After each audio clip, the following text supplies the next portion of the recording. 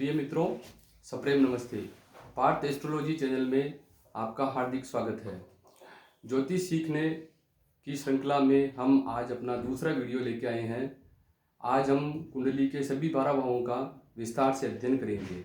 इन 12 भावों से मनुष्य के संपूर्ण जीवन का अध्ययन हम कर सकते हैं, यहाँ तक कि उसके पूर्व जन्म का और उसके मोक्ष तक का, अगले जन्म तक का हम अध्ययन कर सकते हैं। तो आइए प्रारंभ करते हैं। हम देखते हैं कि हमारी कुंडली में कुल 12 भाव होते हैं। उसमें से ये हमारा प्रथम भाव कहा जाता है, जिसे कि हम लग्न कहते हैं। लग्न से ये हमारी कुंडली का सबसे महत्वपूर्ण भाव होता है, ये प्रथम भाव, जिसे लग्न के नाम से जाना जाता है। इस लग्न से हम किसी भी मनुष्य के व्यक्तित्व, उसकी मनोदशा, उसका चरित्र, उसकी प्रकृति, उसका स्वभाव, उसका शरीर और उसकी मानसिकता कैसी है, उसके शरीर का रूप रंग कैसा है और उसकी शारीरिक और मानसिक पुष्टता कैसी है, यानी कि मनुष्य के शारीरिक, मानसिक स्वास्थ्य, स्वभाव आदि संपूर्ण चीज़ों का अध्ययन हम इस लग्न से कर सकते हैं। ये किसी भी कुंडली का सबसे महत्वपूर्ण भाव होता है। उसके बाद हम चलते हैं कुंडली के द्वितीय भाव में। द्वितीय भाव से मनुष्य के धन, उसकी वाणी, कैसा वो बोलेगा, मीठा कड़वा, कुटुंब, उसका परिवार, जिसमें चाचा ताऊ दादा का परिवार, दांत, नाक, जीभ और दाहिनी आंख से संबंधित अध्ययन हम करते हैं। अब आइए कुंडली के तृतीय भाव पे। कुंडली का तृतीय भाव होता है मनुष्य के पराक्रम का, उसके साहस का, उसके गले का, गर्दन का, दाएं कान, उसके आत्मविश्वास से भी हम तृतीय भाव से देख सकते हैं। उसके छोटे भाई बहनों से संबंधित चीज़ें हम तृतीय भाव से देखते हैं और छोटी मोटी यात्राओं का भाव तृतीय भाव होता है। उसके बाद देखते हैं हम कुंडली का चतुर्थ भाव।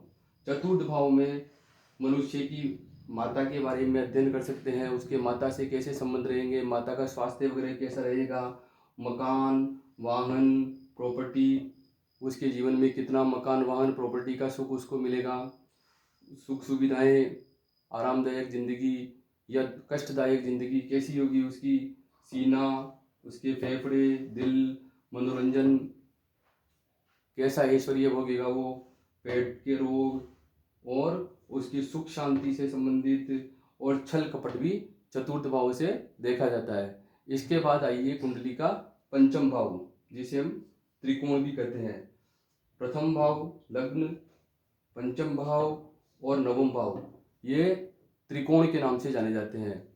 तो त्रिकोण का ये दूसरा भाव, पंचम भाव, हमको संतान और शिक्षा, संतान, हमारा पेट, हमारी पाचन की स्थिति, जुआ सट्टा, शेयर या आकस्मिक धन लाभ, शिक्षा, प्रेम संबंध और गर्भ और लीवर से संबंधित मनुष्य की स्थिति को जानने के लिए पंचम भाव का अध्ययन किया जाता है।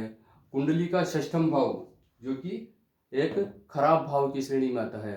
षष्ठम, अष्टम और द्वादश, ये तीनों भाव, कुछ तृतीय भाव भी, ये कुंडली के खराब भाव की श्रेणी में आते हैं।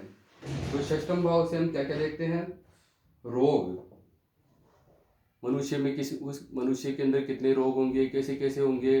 अगर ये भाव ज़्यादा पीड़ित है तो मनुष्य रोगी रहता है। रोग, ऋण, शत्रु, दुर्घटना, चिंता, मुकदमा, लंबी बीमारियां, ऑपरेशन, लीवर, आंत और कंपटीशन, प्रतियोगिता परीक्षाएं जो हम देते हैं, ननिहाल और हर्निया संबंधी बीमारी, इन बीमारियों का और इन चीज़ों का अध्ययन हम षष्ठम भाव से करते हैं। ये कुंडली का खराब भाव कहलाता है।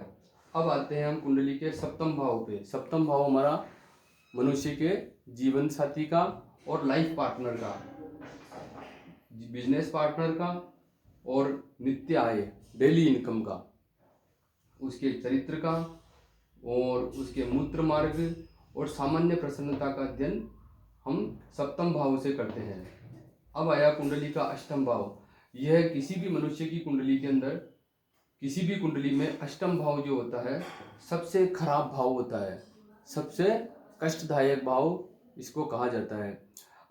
अष्टम भाव में खराब भाव होने के साथ साथ ही कुछ अच्छी चीज़ें भी होती है, जिसमें से गहरी खोज है, वैज्ञानिक अनुसंधान है। बड़े बड़े वैज्ञानिकों में ये जो अष्टम भाव जो है वो बड़ा मजबूत होता है।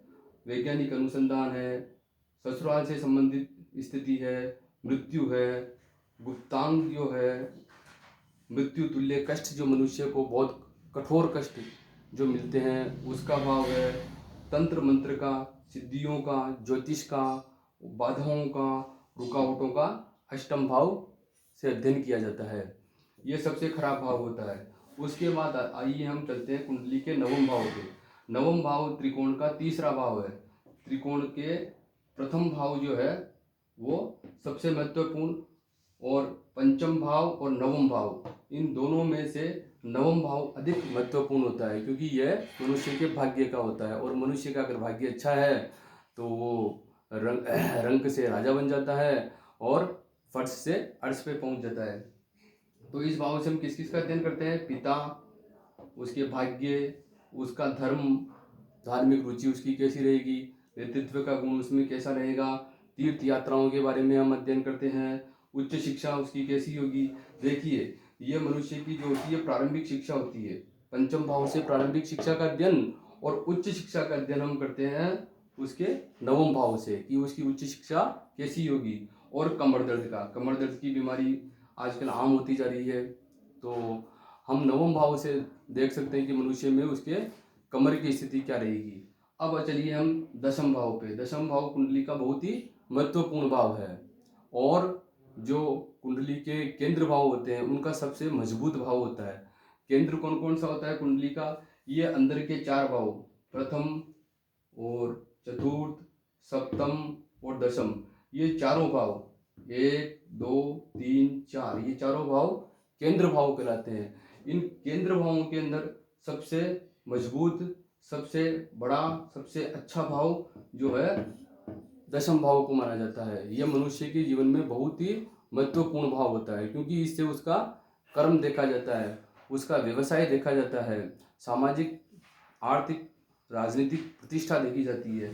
तो हम देखते हैं इसे क्या क्या देखते हैं हम, उससे मनुष्य का कर्म देखते हैं दशम भाव से, उसका प्रोफेशन देखते हैं, और राज्य के अंदर उसकी, राज्य मतलब सरकार में उसकी क्या स्थिति रहती है, शासकीय सेवा, सरकारी नौकरी से संबंधित, पिताजी का सुख, आत्मविश्वास उसका कैसा रहता है, घुटनों के जोड़, टांगे, सामाजिक प्रतिष्ठा और मान सम्मान, ये सब हम कुंडली के दशम भाव से अध्ययन करते हैं। उसके बाद आइए कुंडली का 11वां भाव। 11वां भाव हमारा आय भाव भी कहलाता है, यानी कि हमको जो आय होगी, जिस भी धंधे से या जिस भी कर्म से, जिस भी नौकरी से हम कोई कमाएंगे, तो कमाई का भाव, हमारी कमाई कितनी होगी, कैसे आएगी कमाई, आय कैसे होगी हमारी, कितनी आय होगी, इसको देखने के लिए हम 11वें भाव का अध्ययन करते हैं। देखिए, कई लोग देखने में थोड़ी गड़बड़ कर जाते हैं, इसको और इसको दोनों को उल्टा सीधा देख लेते हैं। ये हमारा धन का भाव है, यानी कि संचित धन,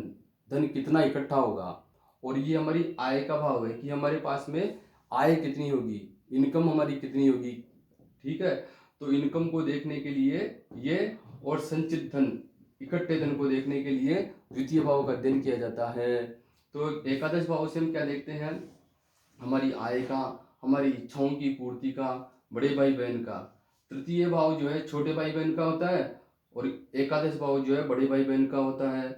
इसी के साथ में दामाद का और घुटनों के नीचे का अध्ययन हम एकादश भाव से करते हैं। अब हम चलते हैं कुंडली के द्वादश भाव में, जो अंतिम भाव है। यह द्वादश भाव व्यय भाव कहलाता है, क्योंकि इससे ये जो है मनुष्य का लग्न, मनुष्य का जो संपूर्ण ये है, इसका अंतिम भाव, यानी कि यहाँ इसका अंत या इसका व्यय।